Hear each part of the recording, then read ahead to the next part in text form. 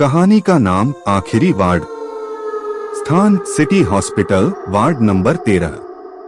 समय वर्तमान। कहानी। डॉक्टर आर्या एक नई न्यूरोसर्जन थी जिसकी पोस्टिंग शहर के सबसे पुराने सरकारी अस्पताल में हुई थी। यह अस्पताल 100 साल पुराना था और खास बात यह थी कि उसका वार्ड नंबर 13 अब उपयोग में नहीं था।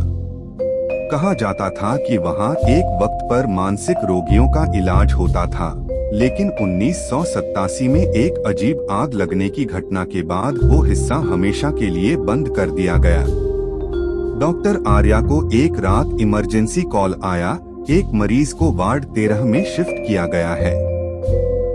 हैरान होकर वह वहां पहुंची, लेकिन गेट पर मौजूद वॉचमैन ने कहा, मैडम, वह वार्ड तो 30 साल से बंद पड़ा है। इसके बावजूद अंदर से रोशनी आ रही थी। डॉक्टर आर्या ने दरवाजा खोला और अंदर देखा कि वार्ड एकदम साफ सुथरा था, जैसे रोज इस्तेमाल होता हो। वहां एक बूढ़ी औरत बैठी थी, सफेद गाउन में, सिर झुका हुआ। जैसे ही आर्या ने पास जाकर पूछा, आपका नाम? उस औरत ने सिर उठाया, उसकी आंखें काली थीं और वह बोली, मैं अब कभी नहीं जाऊंगी। यही मेरा घर है और अब तुम्हारा भी। उसके बाद एक एक कर अस्पताल के कर्मचारी गायब होने लगे। हर रात वार्ड 13 से किसी की चीखें आती। जब आर्या ने पुरानी फाइलें खंगाली तो पता चला उस औरत का नाम शारदा देवी था, जिसे 1987 में पागल घोषित किया गया था और उसी वार्ड में उसने आत्महत्या की थी, अपने डॉक्टर को मारने के बाद। अब डॉक्टर आर्या उस रहस्य को सुलझाने में लग गई है, पर वह नहीं जानती शारदा देवी सिर्फ आत्मा नहीं है, वह इंतकाम है। अगले दिन आर्या ने रिकॉर्ड रूम में जाकर शारदा देवी का नाम खोजा। फाइल नंबर मिला 87 SD। उसमें लिखा था, नाम शारदा देवी, प्रवेश वर्ष 1985, निदान पागलपन, अवसाद, हिंसक प्रवृत्ति।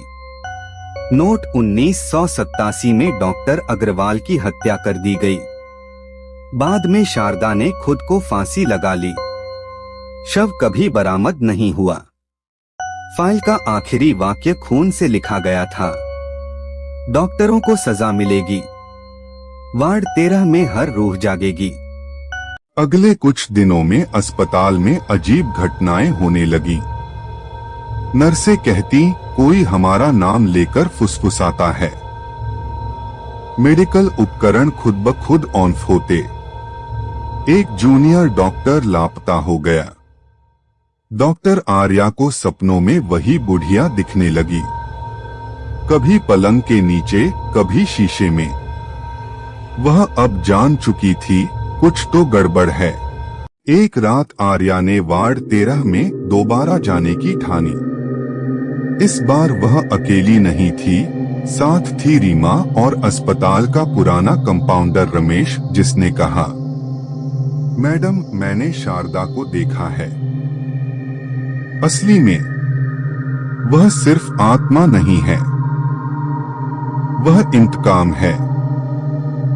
वार्ड के अंदर पहुंचते ही सब दरवाजे बंद हो गए, चारों तरफ अंधेरा। और फिर शारदा की आत्मा प्रकट हुई, गुस्से से लाल आंखें, हाथ में डॉक्टर की पुरानी चिट्ठियां। तुम लोग हमें पागल कहते हो, डॉक्टर थे या कसाई? वह पास आती गई। रीमा डर के मारे बेहोश हो गई। रमेश चीखता हुआ भागा और गिरकर मर गया। अब आर्या अकेली थी। आर्या ने कंपाउंडर की जेब से पुराना लॉकेट निकाला, जो अस्पताल बनने से पहले की जमीन की देवी काली मां को समर्पित था। उसने आत्मा की ओर बढ़ते हुए कहा, अगर तुम इंसाफ चाहती हो तो मैं तुम्हारे साथ हूँ, लेकिन औरों की जान मत लो। शारदा कुछ पल चुप रही, फिर बोली, सिर्फ एक आखिरी डॉक्टर बचा है, डॉक्टर मलिक। आर्या चौंक गई। आर्या को पता चला डॉक्टर मलिक ही असल में वो डॉक्टर था जिसने शारदा देवी पर जबरदस्ती बिजली के झटके दिए और उस पर अत्याचार किया। शारदा की आत्मा सिर्फ बदला ले रही थी। आर्या ने शारदा की पुरानी फाइल, लॉकेट और अस्पताल के रिकॉर्ड न्यायपालिका तक पहुंचाए। डॉक्टर मलिक को पुलिस ने गिरफ्तार कर लिया। वार्ड 13 को हमेशा के लिए गिरा दिया गया। लेकिन आर्या के कमरे में अब भी हर रात एक खिड़की अपने आप खुल जाती है और हवा में गूंजती है वही आवाज। धन्यवाद डॉक्टर आर्या। अब मैं सो सकती हूँ।